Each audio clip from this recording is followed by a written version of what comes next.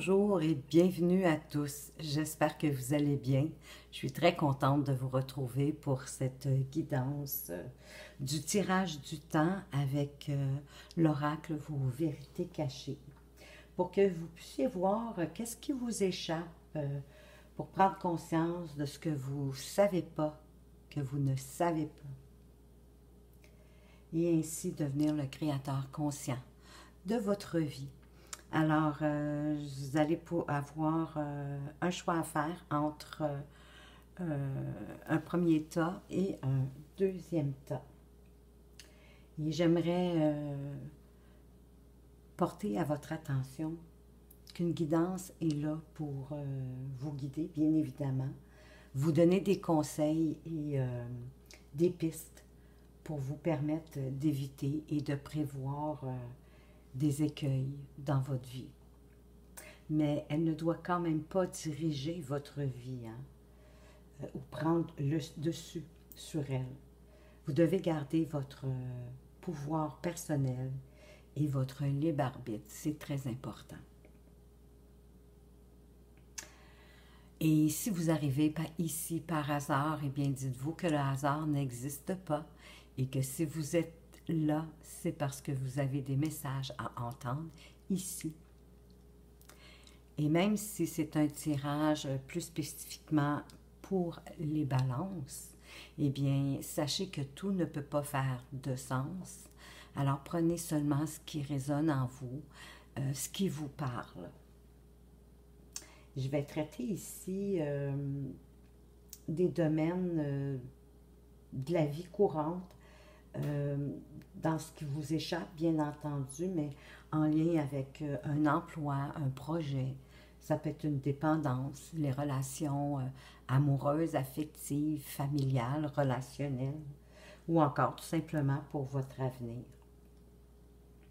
Alors, je vous invite à penser à une question ou une intention, ou votre problématique que vous vivez en ce moment dans votre vie. Ça peut être en lien avec une situation ou un événement, peu importe. Pensez-y pendant que je vais préparer le jeu et que je vais brasser les cartes pour vous. Je vous laisse penser à votre question pendant que je prépare le jeu.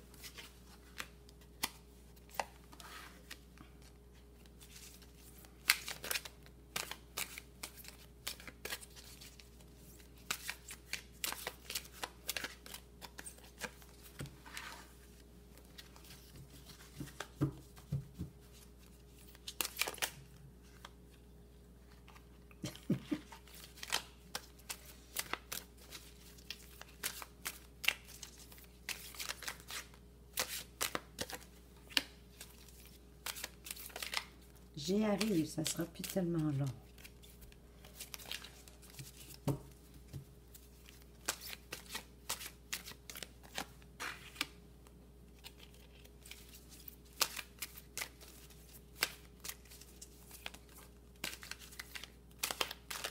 La dernière, s'il vous plaît.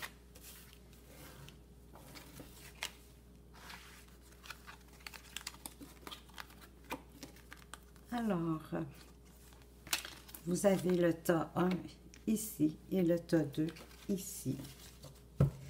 Vous avez compris que je vais commencer avec le tas 1. Alors, je vais déposer le deuxième de côté ici. En attendant, on va voir le passé, le présent et le futur en lien avec ce que vous avez vécu ou avec votre question et avec la réponse que vous souhaitez avoir. Alors, vous commencez avec le saut numéro 1 qui est le saut de votre peur. Alors ici, on veut vous montrer que ce qui vous empêche de voir clairement la situation, eh bien, vous l'avez compris, c'est votre peur.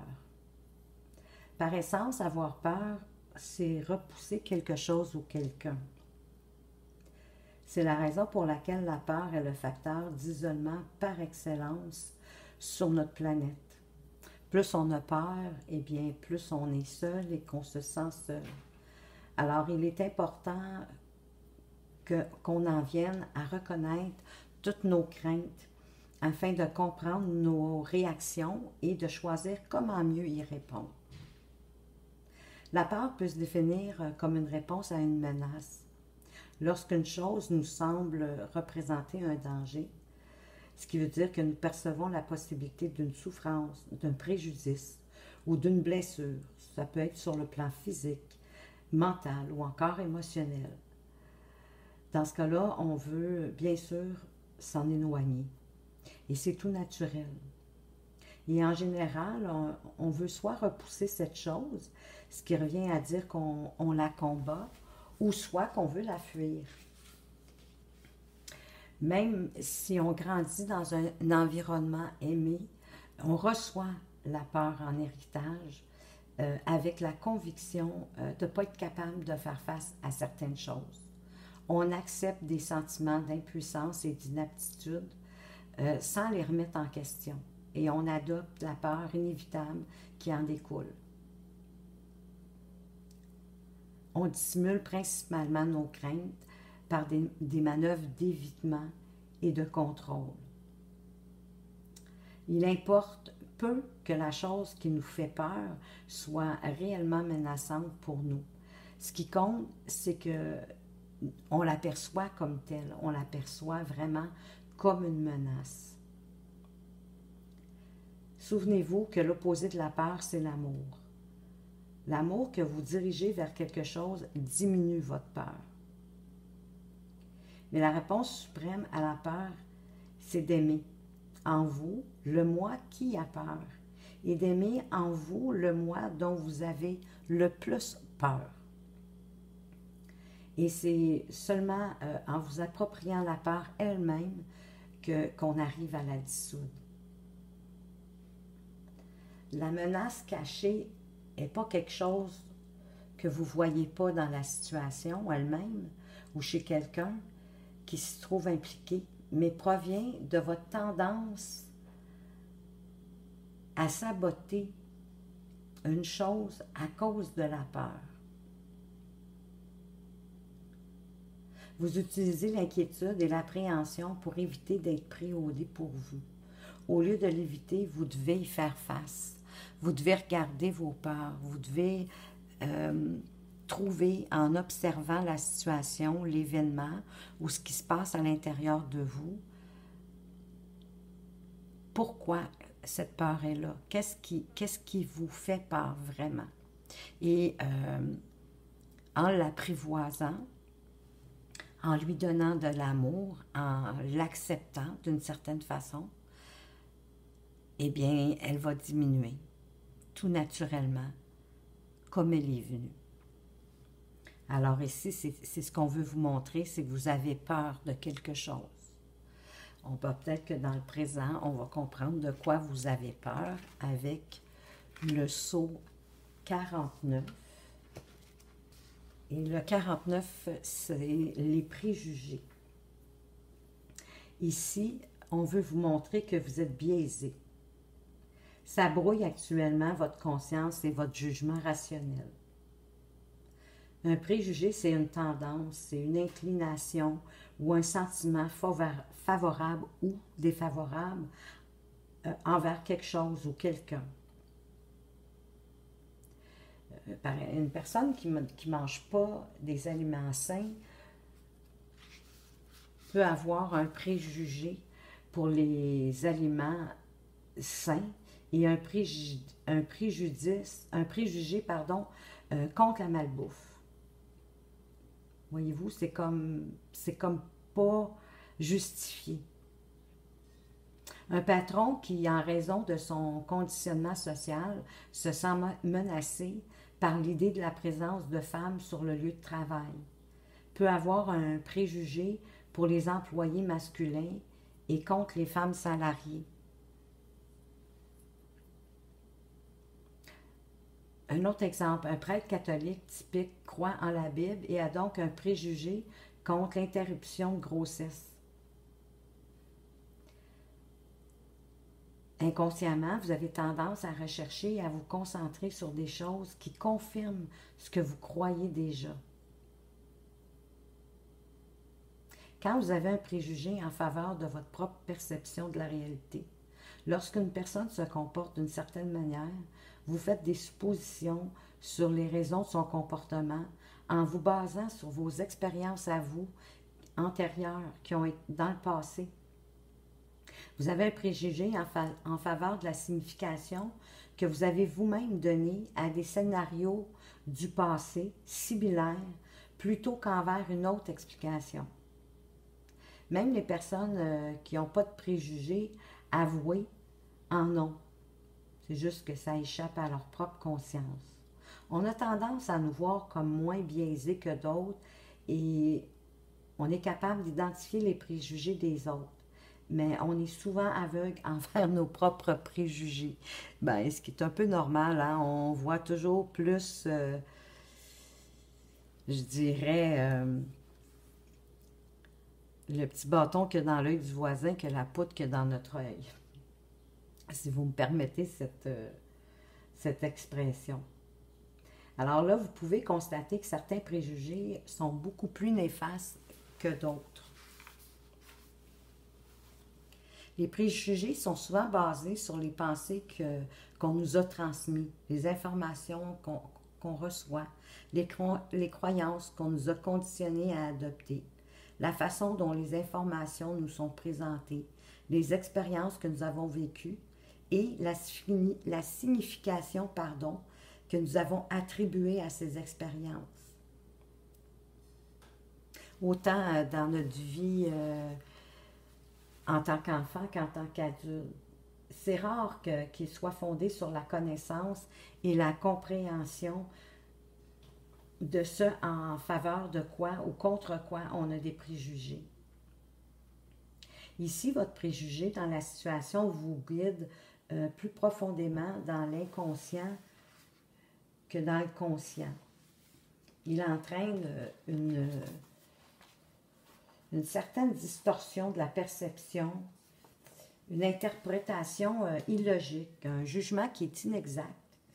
Et ça crée peut-être même un scénario où vous repoussez quelque chose ou quelqu'un,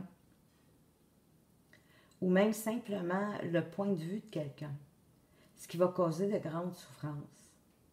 Sachez que vous êtes biaisé en ce moment. Si vous avez un préjugé, qu'il soit explicite ou implicite, il est très difficile de voir la réalité et la vérité objectivement.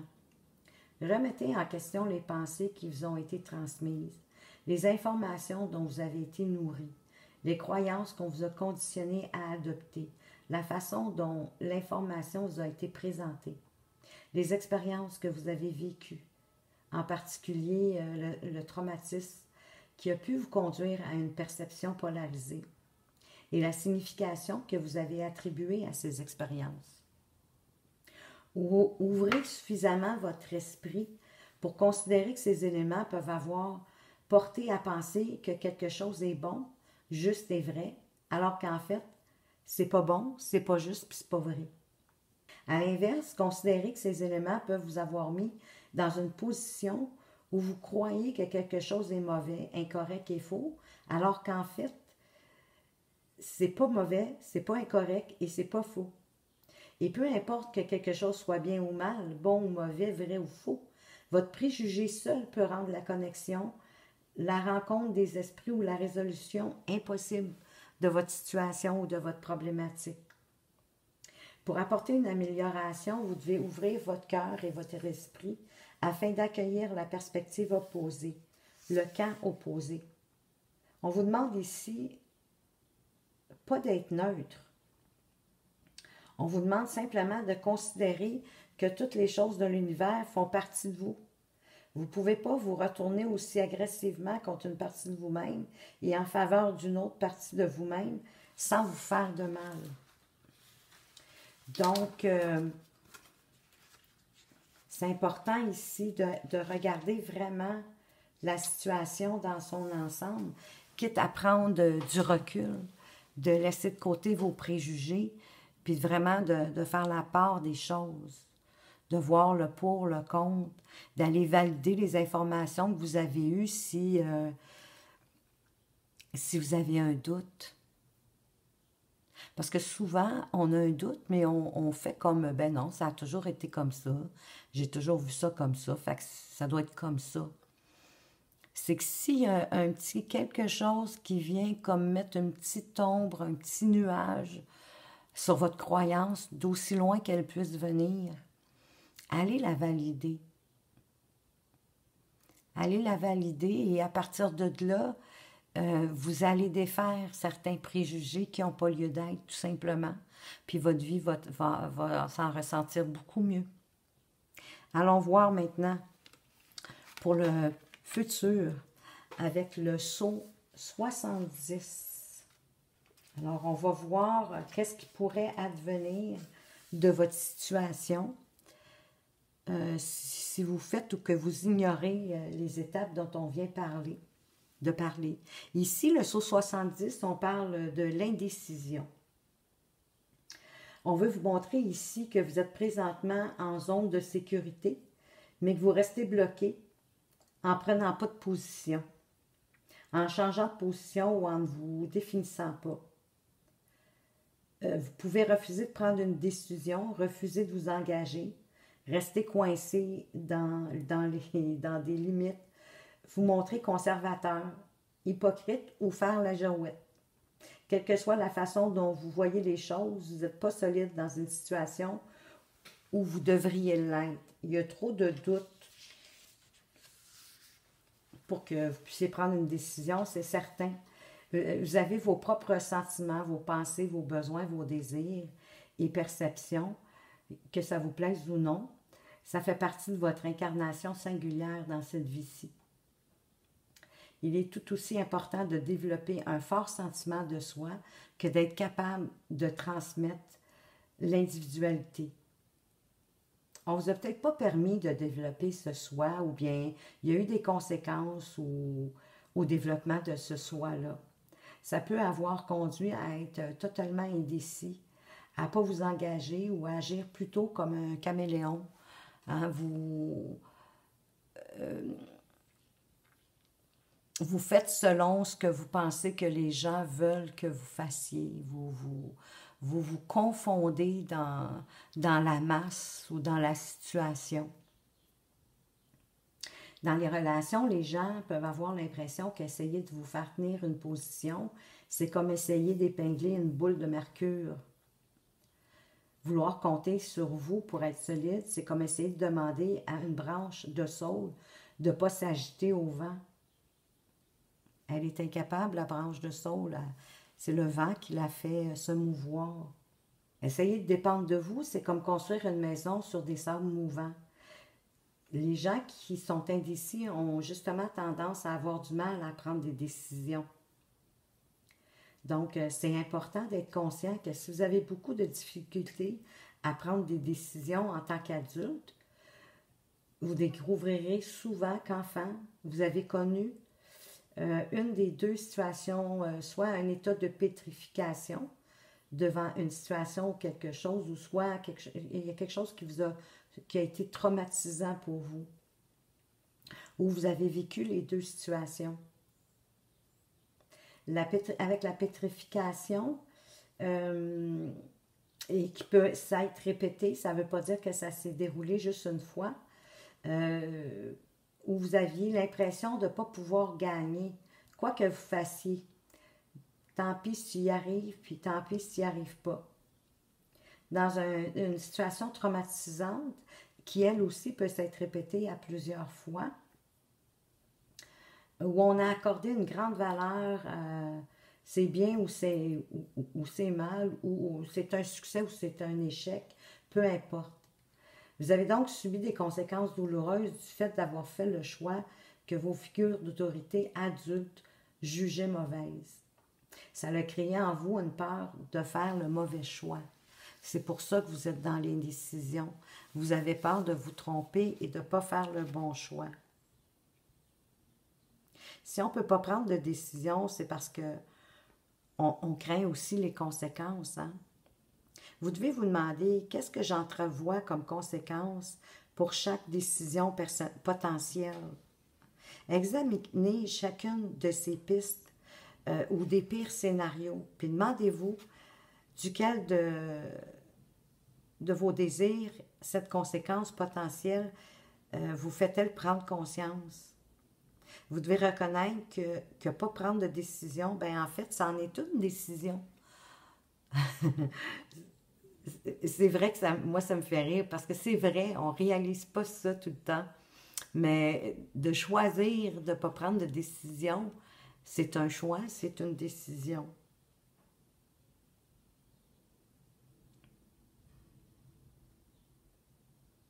C'est la décision que vous avez prise de ne pas décider. Et ça vous fait complètement perdre le contrôle de votre vie. Parce que lorsque vous décidez de ne pas prendre de décision, il y a quand même une décision qui va être prise pour vous. Elle va être prise pour vous par la vie ou par ceux qui vous entourent. Et ils n'ont pas nécessairement vos intérêts à cœur. D'ailleurs, parce que le soi que vous présentez au monde est tellement indécis, ils ne savent peut-être même pas ce qui est le mieux pour vous. Et moi, je dirais qu'il y a forte de chances pour qu'ils ne savent pas qu'est-ce qui est mieux pour vous. Pour moi, ce qui est mieux pour vous, il y a juste vous qui le savez. Mais vous devez prendre le temps, bien évidemment, d'analyser la situation, l'événement, la problématique qui est devant vous, pour ensuite prendre la bonne décision pour vous. Ce saut, il vous dit que le moment est venu d'écouter votre voix intérieure, de prendre des décisions et des actions solides de parce que votre voix intérieure peut vous dire. Je vais vous donner ici des étapes pour découvrir comment écouter votre voix intérieure. Vous pourrez y revenir à l'occasion. C'est un peu aussi, ça peut être aussi un petit peu comme une forme de méditation. Alors voici les étapes. Tournez votre attention vers l'intérieur, vers votre monde intérieur, à l'intérieur de vous. Imaginez que votre peau est une pellicule qui sépare le monde extérieur de votre monde intérieur. Attirez toute votre attention qui est fixée sur le monde extérieur et tournez-le vers votre intérieur. Si vous avez besoin de fermer les yeux pour y arriver, faites-le. Ça va peut-être même vous aider. Portez attention aux sensations qui se produisent dans votre monde intérieur. Ressentez-les comme une expérience sensorielle unique. Si cette sensation était une couleur, de quelle couleur serait-elle? Quelle serait sa texture? Est-elle en mouvement ou elle est immobile? Et si c'était une forme, quelle forme est-ce qu'elle serait? Quelle image obtenez-vous en conjonction avec cette sensation? Commencez à converser avec cette image dont vous avez la sensation dans votre esprit, comme si la sensation elle-même était un être ou une chose qui pouvait communiquer avec vous. Commencez à lui poser des questions. Toutes les questions que vous jugez appropriées sont pertinentes.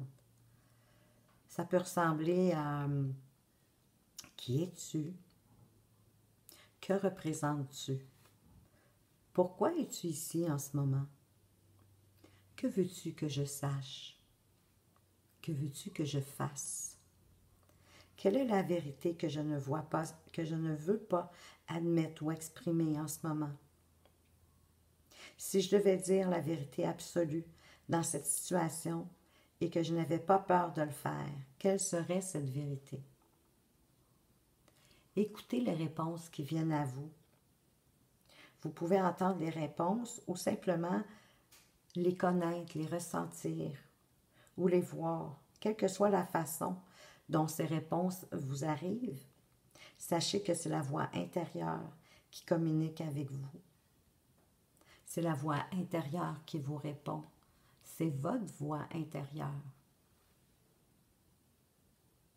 Conversez avec cette voix intérieure de la façon dont vous vous sentez guidé, en fonction des réponses que vous recevez, comme si vous aviez littéralement une conversation intérieure avec vous-même. Il n'y a pas de bonne ou de mauvaise façon de faire. Laissez-vous guider par votre intuition. Quand vous ressentez une émotion forte, comme un déclic, vous vous sentez inspiré. La voix intérieure vous demande d'écouter. Ne pensez jamais qu'il n'y a pas de raison pour ressentir tout ça, même si vous ne connaissez pas cette raison. Lorsque la voix intérieure ne vous appelle pas, il est important d'essayer d'être sur la même longueur d'onde qu'elle et d'entrer périodiquement en contact avec elle. Pour prendre les bonnes décisions pour vous-même, au lieu d'être incapable de le faire par crainte des conséquences, vous devez développer un sentiment d'identité. Vous devez être aussi solide que la pierre ou le bois. Tenez-vous-en aux décisions que vous prenez et engagez-vous. On vous demande ici d'être solide dans la situation dans laquelle vous vous trouvez. Vous pourrez revenir faire cette petite méditation aussi souvent que vous le souhaitez. Elle va vous aider à avancer.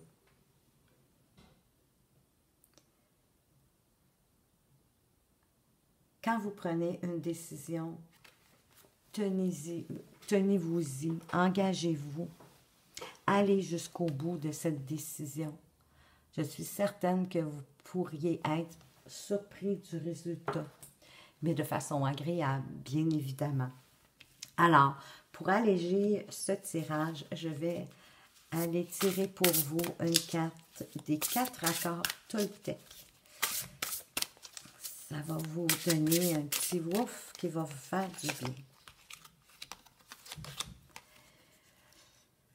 Faites toujours de votre mieux. N'en faites pas trop. Faites toujours de votre mieux, mais n'en faites pas trop. Quand vous en faites trop, vous vous épuisez et vous vous faites mal. Vous mettez ainsi plus de temps à atteindre vos buts. Bien, c'est sûr, parce que vous êtes trop épuisé. Et quand on est épuisé, ben le mental, lui, il a de la misère à avancer. Souvent, on tourne en rond inutilement. Alors, maintenant, je vais vous apporter un conseil de votre ange gardien. Qu'est-ce qu'il aimerait vous dire en ce moment de plus pour vous aider dans cette situation? Il veut vous dire qu'il est votre confident. Je suis avec toi à tout moment. Tu peux te confier à moi avec simplicité. Dans tes mots, je vais te comprendre sans te juger. Rien ne me rend plus heureux que d'entendre ta voix, de savoir que tu as besoin de moi. Je sais exactement ce que tu vis et ce que tu ressens. Ne garde pas tes soucis et tes joies à l'intérieur de toi. Parle-moi, je suis là. Et je vous dirais que demandez-lui de vous aider. C'est son chemin de vie à lui. Il est là pour ça. Il est avec vous toujours. 24 heures sur 24. En tout moment, il est avec vous. Pas dans votre intimité, ne vous inquiétez pas, il sait se retirer. Mais faites appel à lui. Demandez-lui de l'aide. Exposez-lui vos problématiques. Et vous allez être surpris. Parce que le chemin va commencer à s'ouvrir. Et il va vous guider. Et ici, chacun des sauts, c'est la réponse en rapport avec la question ou votre problématique. Mais en plus, il est là pour vous aider. N'en doutez pas. Plus on leur parle et plus on leur expose nos problèmes de la vie, comme nos joies, bien évidemment, et qu'on leur en remercie, parce qu'il faut avoir de la gratitude aussi dans la vie. Hein. Pour moi, la gratitude, c'est la mère de l'abondance, en toutes choses. Alors, parlez à votre ange gardien. Et je vais maintenant me diriger pour les gens qui ont choisi. Merci de m'avoir écouté. Alors, voilà pour vous les balances qui ont choisi le deuxième choix. On va commencer ce tirage avec le sceau 31. C'est les limites. Ici, on vous montre que vous n'apercevez pas vos limites ou celles de quelqu'un d'autre. La plupart d'entre nous, on ne veut pas faire face à nos propres limites parce qu'elles nous font nous sentir coincés et mal dans notre peau. Ça peut nous dévaloriser aussi. Alors, on ne veut pas non plus faire face aux limites des autres en raison de ce que la reconnaissance de leurs limites pourrait signifier pour nous ou pour eux. On a un rapport très négatif aux limites, mais si on peut pas admettre les nôtres, on ne pourra pas non plus... en fait, c'est qu'on va prendre des décisions qui vont nous être préjudiciables et qui peuvent être préjudiciables aussi aux autres ou à tous. Dans une certaine mesure, tout le monde lutte contre l'état des choses. On a une intolérance pour les choses telles qu'elles sont et on veut les changer. C'est une tendance qui est une bonne chose parce qu'elle permet d'améliorer notre vie et notre monde. Si on avait toléré le fait de ne pas pouvoir voler dans le ciel, on n'aurait jamais pu inventer l'avion. Certains d'entre nous ne se contentent pas de lutter contre l'état des choses. On se bat contre ce qui est, comme si notre survie en dépendait. Notre refus d'accepter ce qui est une grande source de souffrance, surtout quand on ne parvient pas à changer certaines choses. En fait, le refus nous empêche d'obtenir ce dont on a vraiment besoin, ce que nous désirons. Dans un univers où tout est basé sur l'effet miroir, ou qu'on appelle parfois, souvent même de plus en plus, la loi de l'attraction, tout ce à quoi nous résistons persiste. Parce qu'en résistant à quelque chose, on se focalise dessus. Et la principale forme que prend la résistance, c'est le refus d'accepter ce qui est la réalité. Cesser de combattre la réalité est beaucoup plus facile à dire qu'à faire. Si on est dans une situation où rien de ce que nous faisons dans le moment présent ne change quoi que ce soit à nos désirs, si on lutte vraiment pour accepter ce qui est, parce qu'on juge que c'est tout simplement pas acceptable, mettez-vous au défi de trouver un accord avec ce qui est. Acceptez le fait d'être limité. Le fait de vous accorder aux limites va changer votre perspective, de sorte que vous allez pouvoir voir de nouvelles portes et de nouvelles fenêtres s'ouvrir sur ce que vous désirez vraiment. Elles étaient peut-être là, les portes, déjà ouvertes, les fenêtres aussi, mais comme vous étiez préoccupé à frapper à celles qui étaient verrouillées, ben vous ne les avez pas vues. Nos limites concernent en réalité nos frontières. Une frontière, c'est la ligne imaginaire qui définit de manière unique votre bonheur personnel, vos sentiments, vos pensées, votre intégrité, vos désirs, vos besoins personnels. Et plus important encore, votre vérité personnelle par rapport au reste de l'univers. Si vous n'écoutez pas et que vous ne respectez pas ce que vous ressentez, ben vous violez vos propres frontières. Si vous n'écoutez pas non plus et que vous ne respectez pas non plus ce que les autres ressentent, ben vous violez aussi leurs frontières. C'est aussi simple que ça. Si on prend l'exemple d'une méduse qui a une limite dans le sens où elle ne peut pas rester hors de l'eau plus que pendant 48 minutes. Si la méduse ne respecte pas cette limite-là, ben elle va mourir.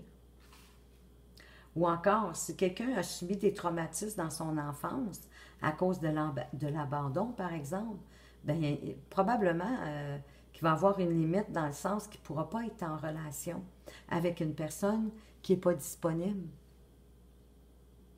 Si on ignore nos limites, non seulement on ne peut pas s'épanouir à long terme, mais on ne pourra pas non plus tirer parti de notre potentiel réel.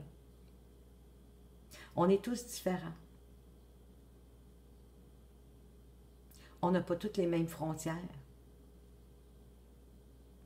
Alors, automatiquement, on n'a pas toutes les mêmes limites, c'est certain. Mais les personnes qui travaillent avec leurs limites plutôt que contre elles finissent par avoir beaucoup plus de succès à long terme dans leur vie. Ils n'essaient pas de constamment d'être ce qu'ils ne sont pas. C'est une vertu de sortir des sentiers battus dans la mesure où vous pouvez considérer que tout est possible. Mais en même temps, il y a une contrepartie. Si c'est ce que vous attendez de vous-même, que tout est possible, en fait, que vous pouvez tout faire, que tout vous est possible, bien, ça équivaut à... vous en demandez beaucoup trop à vous-même. Ça n'a pas de bon sens. Il n'y a personne qui peut tout faire, qui est capable de tout faire. Ça n'existe pas.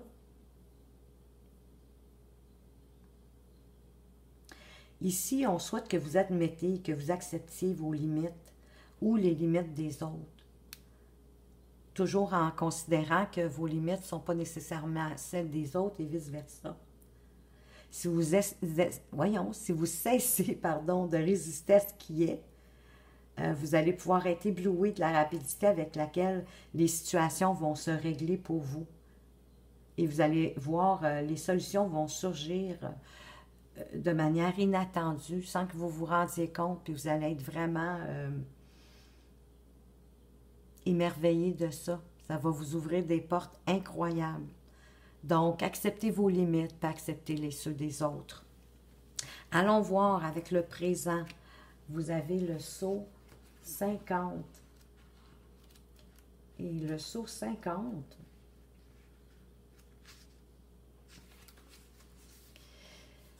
c'est l'automate.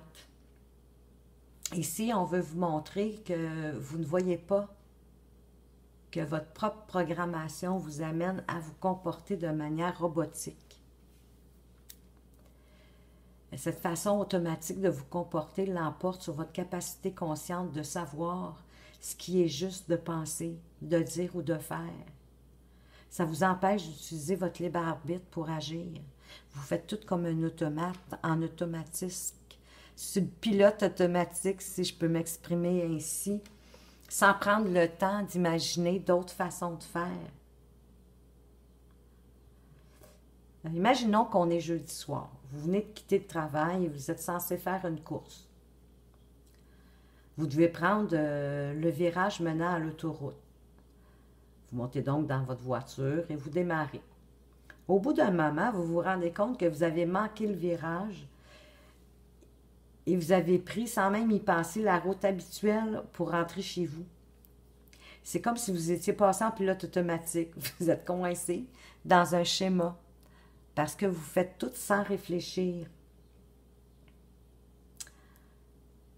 Imaginons maintenant que vous traversiez un musée dont les murs sont recouverts d'œuvres d'art aux couleurs éclatantes. Intérieurement, vous avez le cœur gros, vous éprouvez un sentiment de tristesse. Vous aimeriez être comme ces artistes qui gagnent leur vie en créant de belles œuvres d'art. Mais vous savez que ce n'est pas ce que vous faites dans votre vie. Vous devez avoir le sens pratique. Parce que pour être un artiste, il faut se laisser guider, il faut être ouvert, il faut avoir la souplesse de l'esprit. Vos parents, on va imaginer que vos parents étaient des immigrants qui ont tout donné pour vous offrir une meilleure vie, plus riche en possibilités que celle qu'eux y ont connue. Ils savaient que le chemin de la réussite était d'aller à l'université et d'obtenir un travail. Lorsque vous dessiniez dans votre enfance, au lieu de faire l'éloge de votre créativité et de l'encourager, on vous décourageait et on vous réorientait vers des activités plus pratiques. Bien, c'est sûr qu'au bout d'un moment, ça n'a pas dû être très long. D'ailleurs, vous avez arrêté de dessiner parce que vous avez réalisé que votre chemin de vie n'était pas celui d'un artiste. Vous avez réalisé que la bonne chose à faire était d'aller à l'université et de trouver un emploi stable.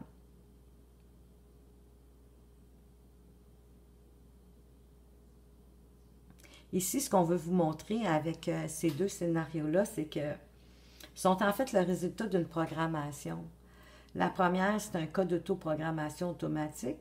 Et la deuxième, ça se passe au niveau de l'inconscient, mais c'est une programmation sociale involontaire. La programmation, en réalité, est rien d'autre que l'implantation d'un schéma. C'est un conditionnement, une formation, comme si vous avez été formaté. Programmer quelque chose, que ce soit un ordinateur ou une personne, c'est introduire un certain stimulus qui amène ce quelque chose à réaliser une action spécifique. Programmer quelque chose, c'est créer intentionnellement un schéma. On le fait dans le but de pouvoir contrôler quelque chose, pour pouvoir l'amener dans l'état souhaité, pour l'usage qu'on a prévu d'en faire. Quand vous regardez quelqu'un entraîner un enfant, un chien ou un cheval, je m'excuse de la comparaison, vous regardez quelqu'un programmer l'enfant, le chien ou le cheval. Tous les gens qui marchent sur la terre sont programmés. On a tous été programmés. On a tous été coincés dans des schémas. Qu'on en soit conscient ou pas. La plupart d'entre nous, on n'en a pas conscience. Et le cerveau, lui, ben, il aime ça reconnaître des schémas.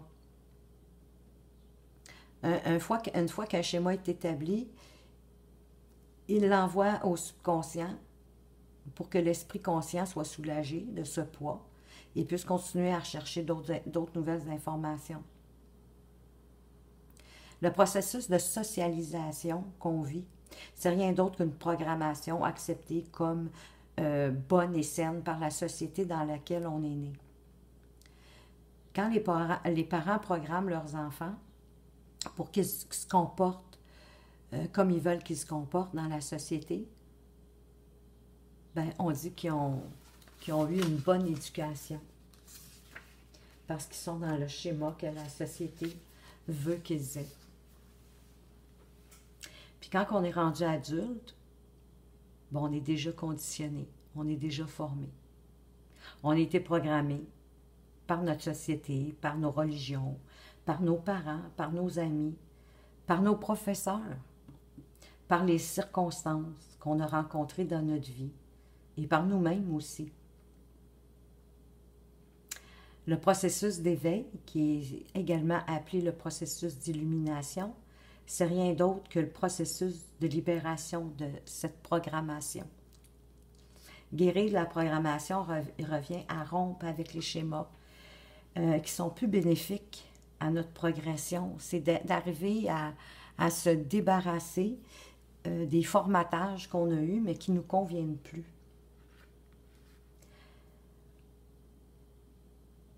Donc ici, c'est ce qu'on veut vous démontrer. On veut vous démontrer qu'il est possible de vous défaire des schémas, des programmations. Vous devez vous demander dans quel schéma est-ce que vous êtes coincé en ce moment. Si vous prenez conscience du schéma et que vous vous rappelez comment et pourquoi il a été programmé, vous allez avoir la possibilité de sortir de ce programme-là ou de rester dedans si vous satisfait ou de complètement le désactiver. Parce qu'une fois que vous avez pris conscience du schéma et que vous vous rappelez comment et pourquoi il a été programmé, ben c'est là que vous êtes rentré dans le domaine du choix libre et conscient. Alors ici, on vous amène à regarder les schémas qui vous entravent en fait, puis qui vous empêchent d'avancer. On va aller voir maintenant qu'est-ce que le futur pourrait vous réserver. En lien avec les sauts d'avant et votre question. Qu'est-ce qui se passe? C'est le saut de la boussole détraquée. Ici, on veut vous montrer que vous laissez l'influence émotionnelle vous guider. L'émotion qui vous guide n'est pas le reflet exact de votre vérité personnelle ou de la vérité de la situation dans laquelle vous vous trouvez présentement. Parce qu'en fait, vous laissez votre émotion embrouiller votre conscience. Les émotions fonctionnent comme une boussole qui vous indique la direction à suivre. Si votre boussole n'était pas trafiquée, vous ne perdriez pas contact avec votre propre nord. Vous ne considériez pas non plus vos émotions comme incorrectes. Et vous percevriez dans chaque émotion comme valable, puis qu'elles sont là pour une raison importante. Vous écouteriez attentivement la vérité personnelle qui vous est communiquée dans chaque émotion et vous suivriez ce qui vous fait du bien, de la même façon que vous suivez une boussole. Et quand vous vous sentiriez mal, vous comprendriez que vos pensées, vos mots, vos actions vous ont amené dans la mauvaise direction.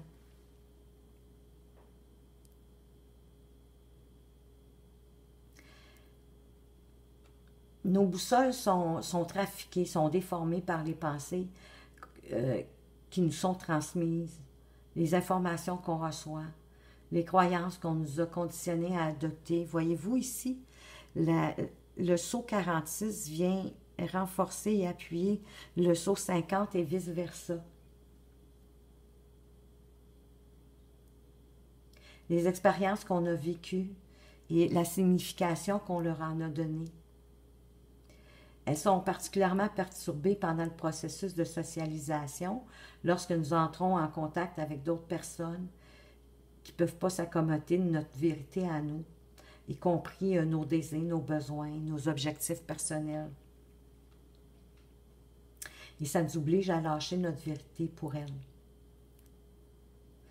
Elles attendent de nous qu'on croit que c'est la seule façon d'éviter les conflits et de nous sentir bien. Ils nous demandent de remplacer notre boussole interne par la leur. Puisque vos émotions sont comme une boussole, transmettant toujours la vérité personnelle et indiquant toujours la bonne direction pour vous. Il n'y a rien de plus essentiel dans la vie que de reprendre contact avec vos émotions et de recommencer à suivre votre système de guidance interne. Écoutez votre ressenti. Laissez vos émotions, les émotions vous parler. Parce que c'est des signes vitaux pour vous, c'est des signes importants. Parce que chacune de vos émotions recouvre un message qui est une vérité personnelle profonde pour vous.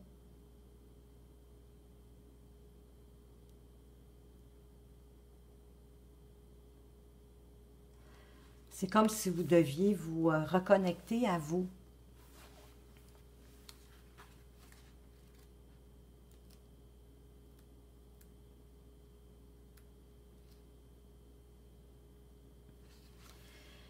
Acceptez vos limites.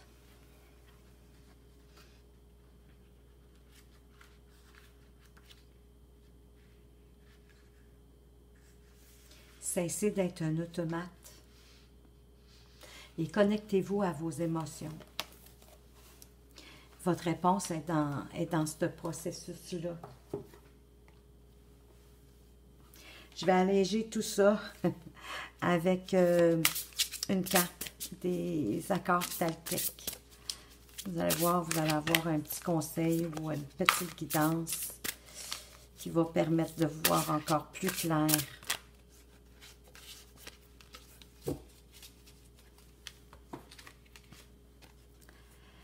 Ne faites pas de suppositions. Parlez ouvertement et honnêtement. Quand vous parlez honnêtement et ouvertement, vous n'avez pas besoin de faire des suppositions.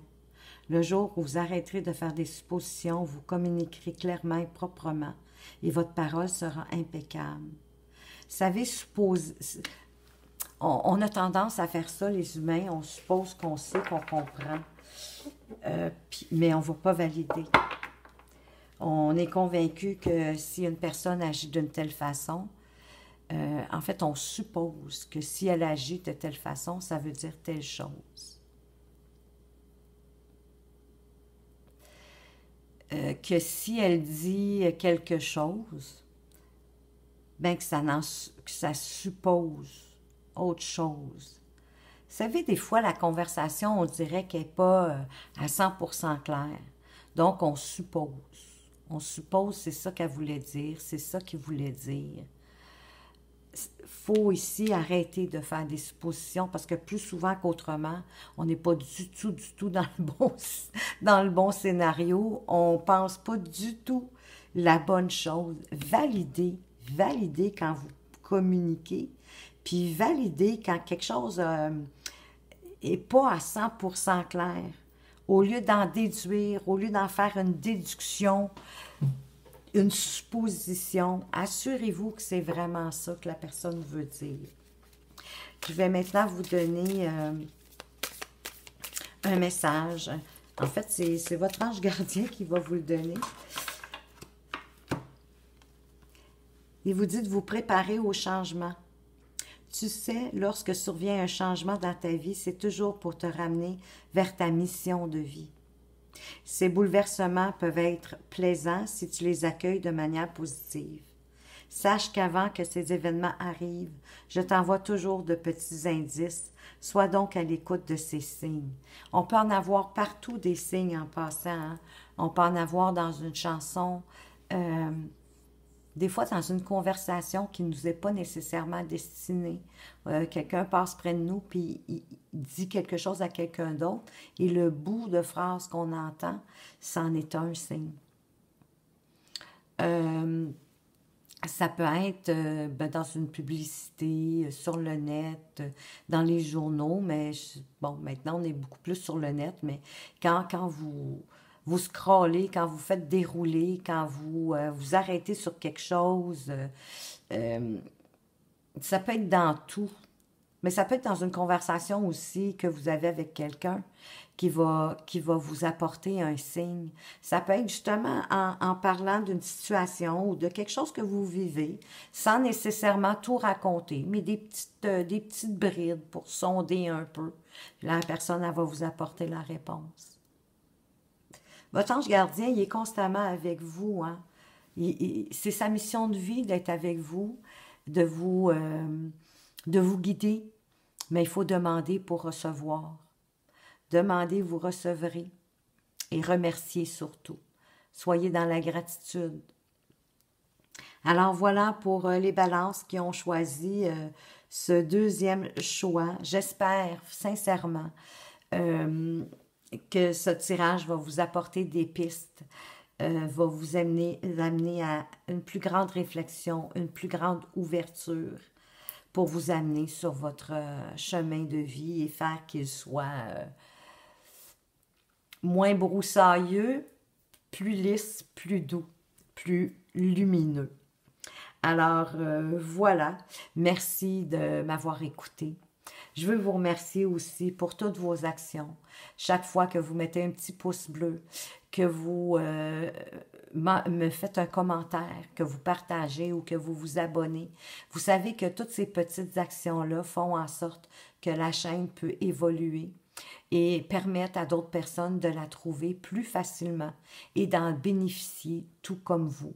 Alors, ma façon à moi de vous remercier, c'est, si vous le souhaitez bien sûr, que votre question soit répondue dans une vidéo, laissez-la dans les commentaires. Si vous préférez rester dans l'anonymat, il n'y a aucun problème. Vous allez retrouver mon adresse courriel dans le bas de la description. Faites-moi parvenir votre question. Ça va me faire un grand plaisir. Sur ce, je vous dis, faites attention à vous. Portez-vous bien. À tout bientôt. Au revoir.